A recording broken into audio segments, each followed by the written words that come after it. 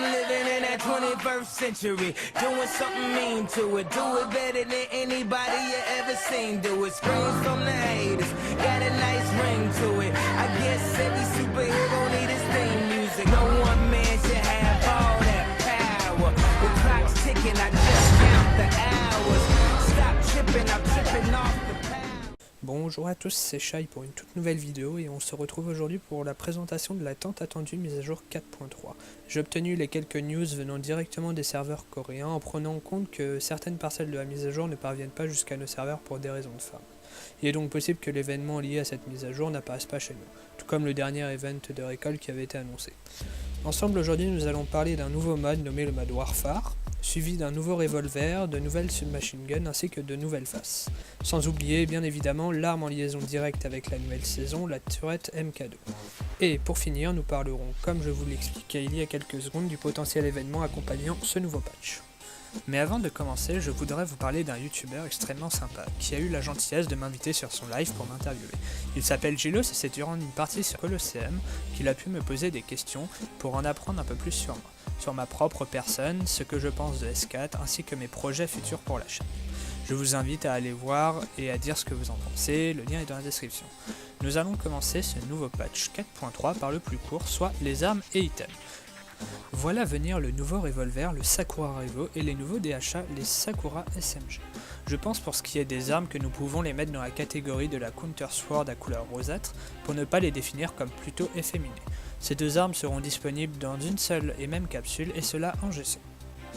Nous verrons donc également apparaître les deux nouvelles faces que voici. Je vous laisserai faire votre choix et votre avis sur ce style, et je pense que c'est à voir en les assemblant avec des sets existants, si celles-ci peuvent ou ne pas rendre et aboutir sur quelque chose de mieux.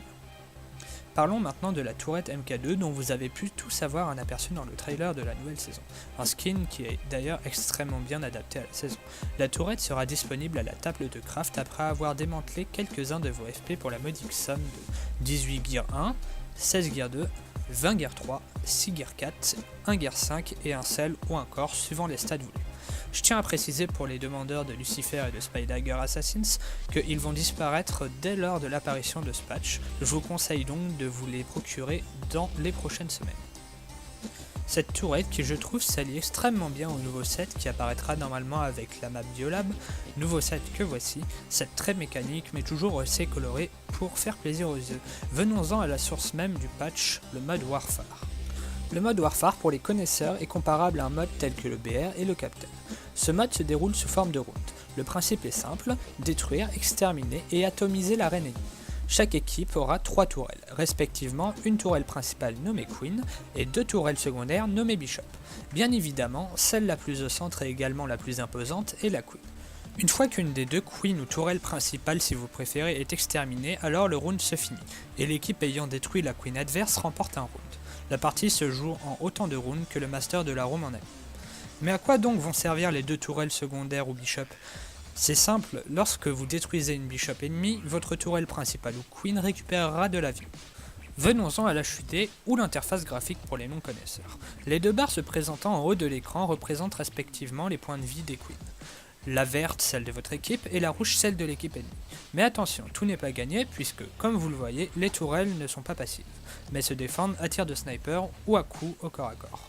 Elles font d'ailleurs extrêmement mal. Et pour finir, nous allons parler de l'event lié à ce mode.